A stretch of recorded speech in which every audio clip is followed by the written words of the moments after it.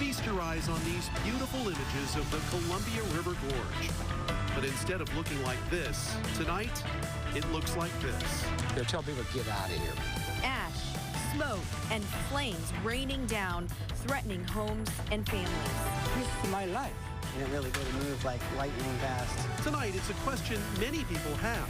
So who brings fireworks to a forest? As we get a look at the prime suspect, plus the areas under evacuation and where people can go to stay safe. Our team coverage is First on Fox. And good evening. Thanks for joining us. I'm Wayne Garcia. And I'm Elizabeth Din. First on Fox tonight, the Eagle Creek fire burning out of control. Let's get straight to those numbers. Right now, we know the fire has scorched 10,000 acres. It is 0% contained. 45 miles of I-84 are closed. Oregon's governor has sent in more than 600 National Guard members to attack Oregon's wildfires. 225 people are in Red Cross shelters in Stevenson and Gresham. We have team coverage tonight spread out across our area. But first, Chief Meteorologist Mark Nelson is here with a look at the impact of these fires. Yeah, the good news is things have really died down tonight. Remember last night things were getting crazy. I had to leave a little bit early because I had to deal with things at home. We'll talk more about that a little bit later. Everybody's fine, and the house is fine as well. But it's totally different tonight. That fire moved 15 miles in about 24 hours, but the east wind is totally gone this evening. And in fact, look at those current wind speeds. It's basically doing nothing. The only gust of 19 there, and there's a gust to 11 on 2 of those observations. They're up at 3,000 and 4,000 feet. So it's pretty much calm in the lowlands, or there's a light west wind in the gorge. So in the next 12 hours, it'll stay calm. And then during the afternoon hours tomorrow, the west wind will pick up through the gorge. That'll push the fire back the direction it came from, which means when a fire goes back over where it already burned, it doesn't do much of anything. So this is good news all around. So the fire will not make any further movement towards the west, which is great news. So kind of wrap things up here. We've passed the worst of the conditions. We told you that yesterday and last night would be the worst of the east wind conditions. Nearly calm tonight. Fire movement, yeah, not much here for the next probably day or so. Much better than last night, of course. And then Wednesday through Friday, I still don't expect much growth at the west end of the fire. Later, Thursday and Friday, we could see more issues out into Hood River County as the west wind really picks up. But for now, we're in much better shape than 24 hours ago. Now, remember, we still have lots of fires burning across Oregon. We'll take a look at the big picture here and talk about the chance for thunderstorms in some spots, along with the really bad smoke over us right now. We'll let you know when that clears out. All right, thank you, Mark. We are learning more tonight about how this huge fire may have started it and who started it. Authorities confirmed to us today this video found on social media shows troopers questioning a 15-year-old suspect. We've blurred his face because he has not been charged. Fox 12's Brenna Kelly has spent the evening trying to unravel the source of the fire. Now joins us live from North Bonneville with details. Brenna? Good evening, Liz and Wayne. Tonight I talked with one woman who may have been the last person to see the unspoiled beauty of this area. And we're also hearing from another woman who says she was there the moment fireworks were tossed off the trail and into the woods. Today, Oregon State Police confirmed that this video seen on social media does in fact show the 15-year-old boy suspected of starting the Eagle Creek fire. The fast-moving blaze is believed to have ignited in the Eagle Creek Canyon, a fire now likely started by fireworks. Oregon Public Broadcasting interviewed a woman who says she saw a group of boys on the trail flinging fireworks over the edge. Liz Fitzgerald, who lives in Portland, told OPB, quote, "I saw this kid throw a smoke bomb, just lobbed it and dropped it down into the woods. I saw him throw something that was on fire. Then we all looked over the edge and saw smoke. I said, do you realize how dangerous this is?" So who brings fireworks to a forest? Are you kidding me? The level of stupidity that it took to do that. Kim Garrett says she was on the trail after Fitzgerald confronted the teenagers about the fireworks. Garrett says she watched as Forest Service officials pulled the car over with the teenagers in it. They were about to hit the highway. No punishment's gonna be good enough. This is like somebody that doesn't even live in our state. You know, and an entire town's out. Liz Fitzgerald immediately told OSP, and troopers did stop that group and interview the 15-year-old suspect in the trail parking lot. What bothered Fitzgerald the most was the apparent attitude she saw. When I came upon them and the guy threw the firecracker, I'm pretty sure I heard a couple of them giggle. The guy was filming it like it was another thing to film, no big deal. The whole complacency of that group, I find it so disturbing. I grew up in the gorge. Yeah, so yeah, to see all of this go up, it's, yeah, very hard. Very hard. Back tears. And we are on the Washington side of the Columbia River. Like Mark mentioned, not much wind tonight, not too much ash following either, but the smoke is still pretty thick here.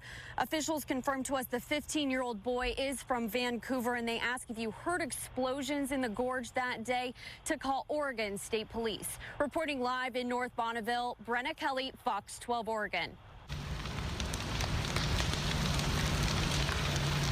As we mentioned earlier, a 45-mile stretch of I-84 remains shut down tonight. The Multnomah County Sheriff's Office tweeted this today, and tonight we know westbound traffic has been diverted to SR 14 in Washington. Officials say if you're taking that road, you'll want to be extra careful. Once a vibrant community is now a ghost town. The Eagle Creek fire forced people from surrounding areas to evacuate their homes and leave everything behind. Fox 12's Amber Diaz is live now in Cascade Locks, where the town is empty. Amber? It sure is, Wayne. Yeah, this has been the only pit stop for drivers yesterday and today, bright and early, 7 o'clock this morning. Drivers coming in very thankful that they're able to stop and get necessities as they wait to see where the fire will push them next. This is my life, all my life. His whole life hidden beneath a cloud of smoke.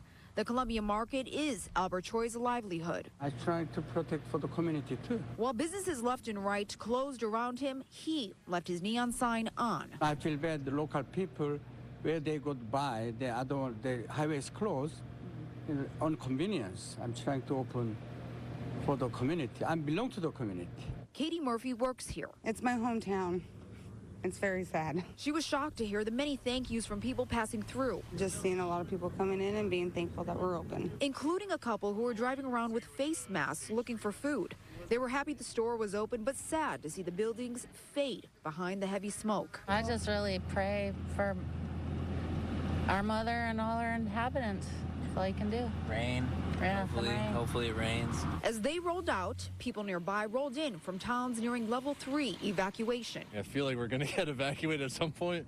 We just don't know when. I mean, we have plans in place, but we're trying to stick it out. We saw firefighters, people from out of town, and people coming back to town, reliant on this market. All happy to see the lights on, but hoping and praying they could return home soon.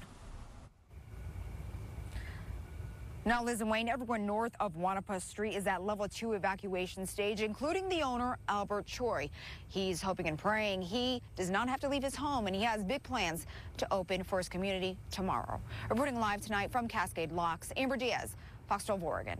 Well, now let's talk about how it is a majestic place, considered the crown jewel of Oregon, the Columbia River Gorge. Well, tonight the Eagle Creek fire is threatening several iconic landmarks. Fox 12's Nora Hart is here with a look at how some of those locations are looking right now. Nora? Yeah, it really is heartbreaking to see right now. A lot of us love to spend time out there. I grew up going out there. The fire has threatened several of the beautiful landmarks out in the gorge, including the Multnomah Falls area, Vista House, and the Oneonta Tunnel. Multnomah Falls is one of the most iconic locations in the Columbia River Gorge, and really all of Oregon. From Air 12, you would normally be able to see the waterfalls with the lodge right next to the historic Columbia River Highway. Well, today from Air 12, you can see crews working to protect the lodge. What's missing from the picture, though, is that waterfall. The smoke was so thick you can't even see it behind the lodge. This is the Oneonta Tunnel on fire early this morning. In photos from a viewer, you can see the flames lighting up the night. Another viewer posted a before and after picture of the tunnel. This tunnel opened to pedestrians back in 2009. One spot everyone always stops at to see is the view from Vista House. On a clear day, here's what you'll see. Up and down the Columbia River. Now take a look at what you can't see today. The smoke's so thick, you can't see anything from the viewpoint. The manager says they closed Vista House because they were concerned about the volunteers and the poor air quality. Seems almost unreal, right? Well, we likely won't know the full extent of all the damage to these destinations until the Eagle Creek fire is finally extinguished. Reporting live in studio tonight, Nora Hart, Fox 12 Oregon. Okay, Nora, thanks. We want to now take a closer look at the areas under evacuation tonight. Right. As you can see from these maps, people in Corbett are between level 2 and level 3 evacuations. Latterell, Bridal Veil, and Larch Mountain are all under level 3 evacuations. People in Corbett have been anxiously watching those evacuation orders as well. Some people left their homes last night as the flames grew closer, and countless others packed up today. You know, we've been just sitting here waiting for a couple hours now, and, you know, we're finally getting ready to go. Well, Nathan Payne told us that he only got a few hours of sleep last night, helping pack up his grandparents' home in Corbett. At the grade school, volunteers with empty horse trailers gathered to help rural families get their horses and livestock out of harm's way. They say they've helped move more than 100 animals already. Horses will be going to a private facility in Oregon City, while other animals such as cattle, pigs, and goats and llamas will be going to the Clackamas County Fairgrounds. All day, people have been helping to evacuate horses and livestock from Multnomah County, specifically in areas from Corbett to Troutdale. Our cameras followed many of these rescues today. Fox 12's Haley Rush is live at the Clackamas County Fairgrounds in Canby. Haley, evacuating some of these animals must have been a pretty difficult task. It actually was, and there's a lot of animals here, and obviously they don't know what's going on, unlike their owners, and that can be stressful for them. But here at the fairgrounds, they seem to be doing well. Here's about a dozen. You want more food? Evacuating is stressful for everyone, but it can be especially stressful when livestock is also in the picture. In Troutdale today, a group of volunteers helped a woman load up her pigs and their babies. Something that took a lot of patience. It's okay. Yeah, let her go. And time.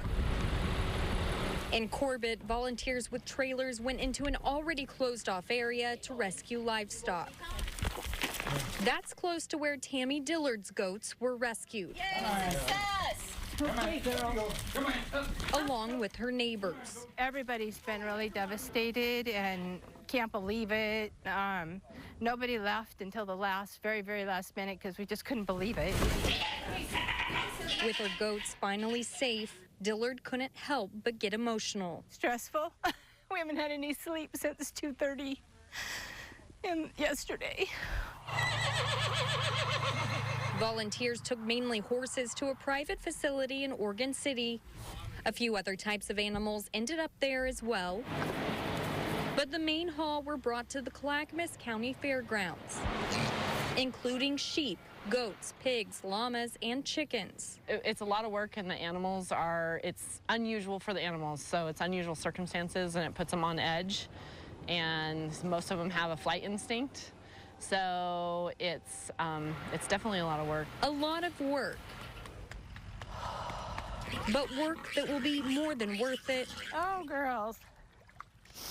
If the blaze happens to move closer to the place they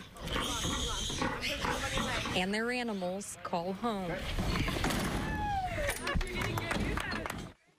And that was Fox 12's Haley Rush reporting.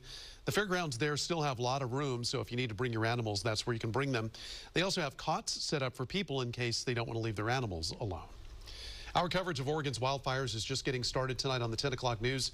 Coming up, of course, you've noticed all the ash raining down on the sky, from the sky across town. We're going to talk about when we could see it disappear and what you need to know to get rid of it.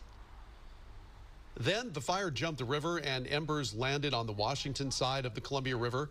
How large it is tonight, that fire, and what's making it so difficult to put out. Plus, there's a level 2 and level 3 evacuation for parts of East Corbett, which is where I live.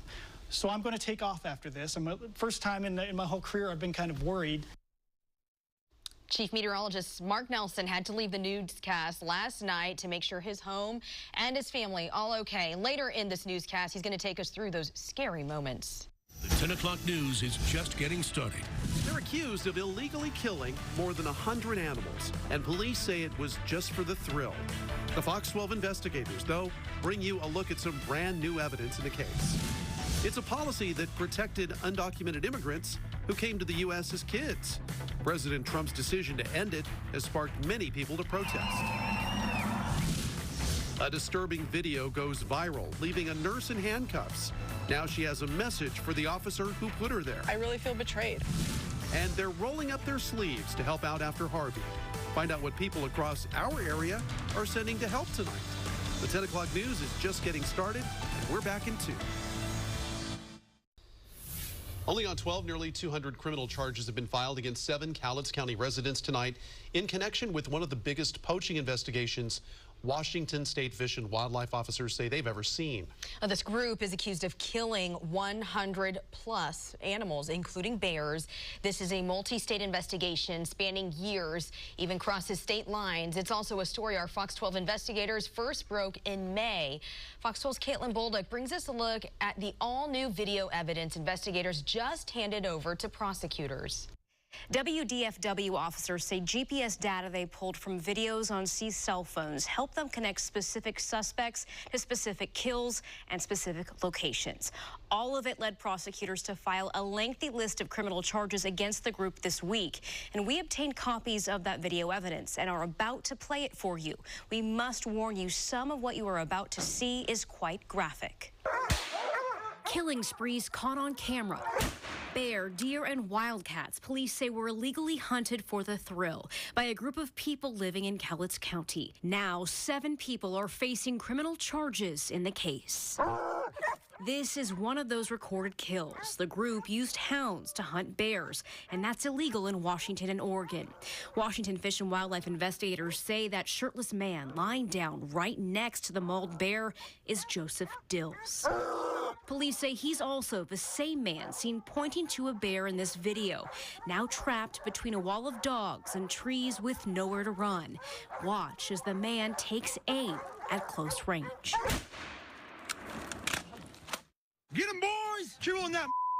Dill's friends, Eric Martin and William Haynes, are also charged in this case. Court documents filed in connection with this case reveal text messages investigators say they recovered from Haynes' phone. They show conversations between members of the group discussing plans for illegal hunts, including this one. Haynes wrote to Dills, quote, "You ready to kill everything?" And Dills wrote back, quote, "Well, duh." In another text to his mom, Haynes mentioned that his dogs chased a bear off a 300-foot cliff, and it fell to its death. Also in those court documents, numerous photos of children showing off slaughtered animals. Video evidence shows young children as well on a hunt. Police say the video shows those 2 kids alongside Haynes, Joseph Dills, and his father Eddie Dills, who are also charged in this case. Watch as the group waits for their dogs to chase a bear out of the woods onto a gravel road. Seconds later, gunfire. Investigators say the group often skinned the animals after kills and left the meat behind to waste. You seeing the opening where they were at? These 3 WDFW officers took our cameras along as they set out to prove that. We can start up here, just check this area, and then hit that one, and then there's one below it, too, in case we had stuff that washed out. They searched for suspected kill sites deep in the woods of Skamania County. We've got a picture with GPS coordinates from a cell phone that was seized. And so right now we're combing the area looking for bones or the remains of the bear, and also looking to match up the photo to the surroundings. Got one? Nice. Fox 12 was there as they unearthed the remains of a bear. Here's the other shoulder. Bunch of spinal column. Or that's the hip.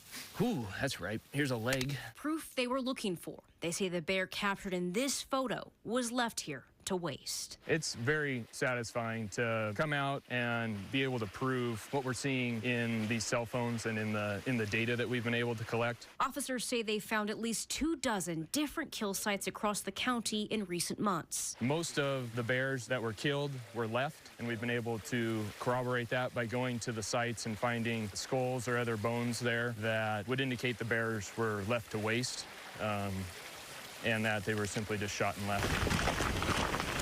Working a case of this magnitude wasn't easy, and it's not over yet. It's taken a lot. It's been 7 months of just grinding through. Investigators say others are involved, and it's only a matter of time before more charges are filed.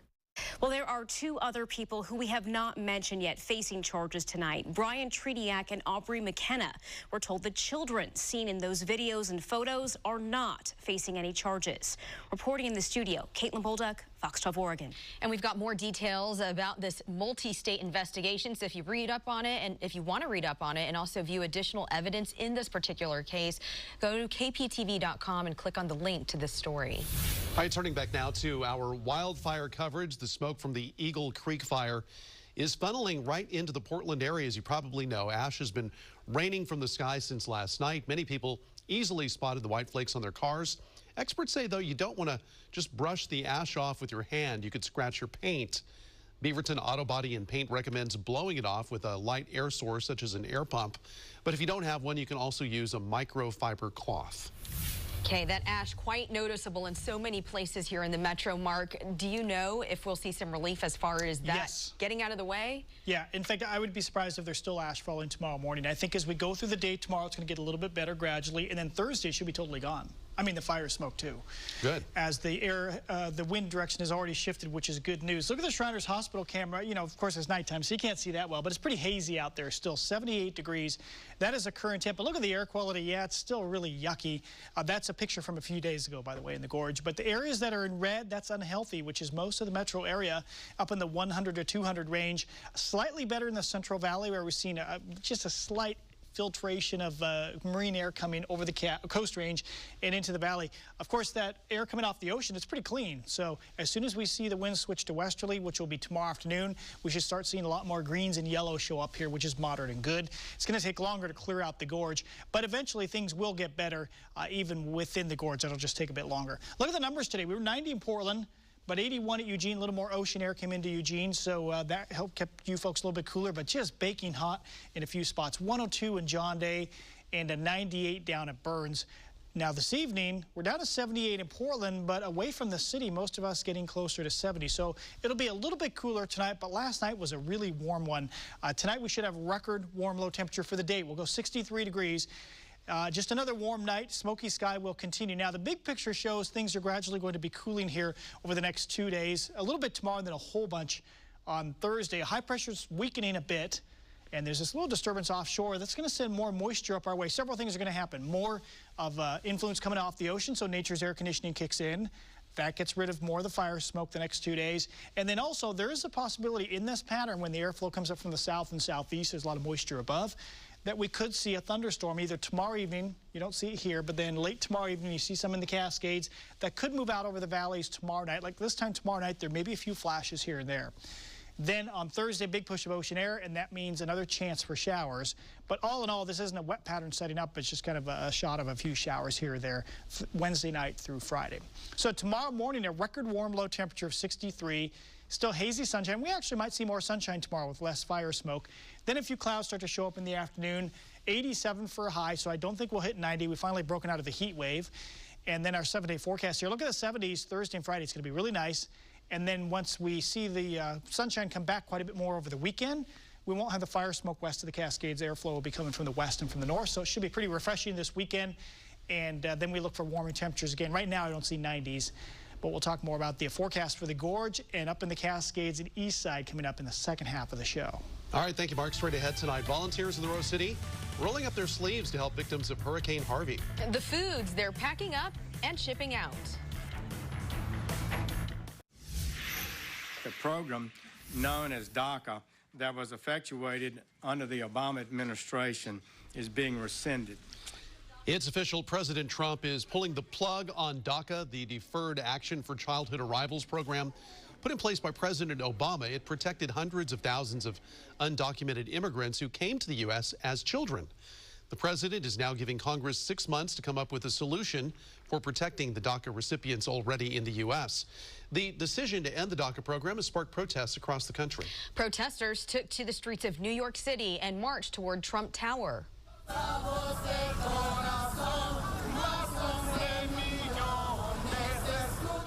Video also shows police at one point taking people into custody. Dozens of people also gathered in Philadelphia. Meanwhile, a crowd gathered at Portland State University this morning to protest President Trump's decision on DACA. There are more than 11,000 DACA recipients in Oregon. Some of them attended this rally.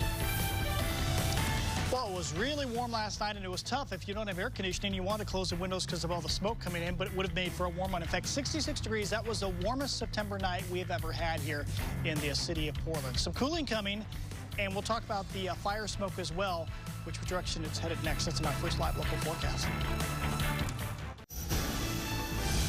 They are images that are hard to watch. You can feel the heat. I know you can. A red and orange glow growing across the Columbia River Gorge. It looks like there is a devastating impact. Tonight, we know 10,000 acres have burned. They tell people to get out of here. Mandatory. Now the question is, when will it stop? You can't stop it. So, you know, yeah, don't panic about it. Just do what you can. A big concern for many people in the area has been the water supply. Portland relies on the Bull Run Reservoir as its primary source of drinking water. The Eagle Creek fire and Indian Creek fires creeping closer, going into that crucial system's watershed. Fox 12's Brenna Kelly live tonight to explain the conditions at the reservoir and the plans in place if things get worse. Brenna? Good evening, guys. I can tell you the water is safe to drink, but crews are ready if that water supply does become threatened by this fire. In fact, the water quality is under regular testing, and so far it's still fine. Nicole Adams with the Portland Water Bureau says the fire is close to the boundary of the Bull Run Reservoir, but it is not threatening the infrastructure. Let's say officials do make the call and have to look to another water supply. Adams explains that crews are ready to make the switch if needed. We are prepared if we need to switch to our secondary source, which is the Columbia South Shore well field. There's been no decision, there hasn't been a decision to switch over just yet. We're just monitoring the water quality, and we're just prepared to do that if we need to.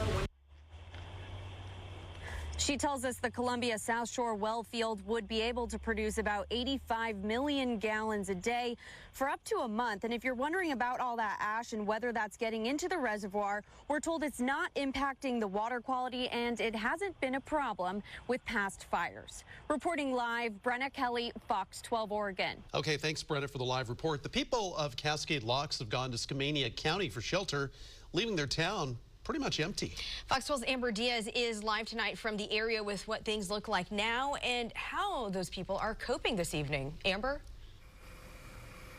Liz and Wayne, things are very empty. It is a ghost town here, and actually right behind me, this is the on-ramp to Interstate 84, which, as we know, is closed in both directions. Luckily, the people from Cascade Locks were able to get over the Bridge of the Gods safely onto the fairgrounds of Skamania County. Now, there today, the Red Cross set up a shelter, and people in the community also set up an animal shelter. They made a makeshift shelter out of one of the barns there that they use every year. They have livestock, everything from cats and dogs to chickens, you name it, they had it there. Now, we were able to speak to a woman, and she explained why this was so important. These people volunteered, they stayed here, and we watched it and watched our community burn. But they stayed here. Instead of going home and taking care of their own, they stayed here to make sure these animals 24/7 are taken care of. Now, Liz and Wayne back out here live in Cascade Locks. 80 to 90% of the people were told they are over in Skamania County at those fairgrounds. We spoke to that woman earlier today, Jean Foster, and she says around 200 people showed up there. Reporting live from Cascade Locks, Amber Diaz, Fox 12 Oregon. Well, the fire jumped the river, missing SR-14, but the embers did land on Archer Mountain on the Washington side of the Columbia River. The fire is burning about 15 miles west of Stevenson, above Highway 14.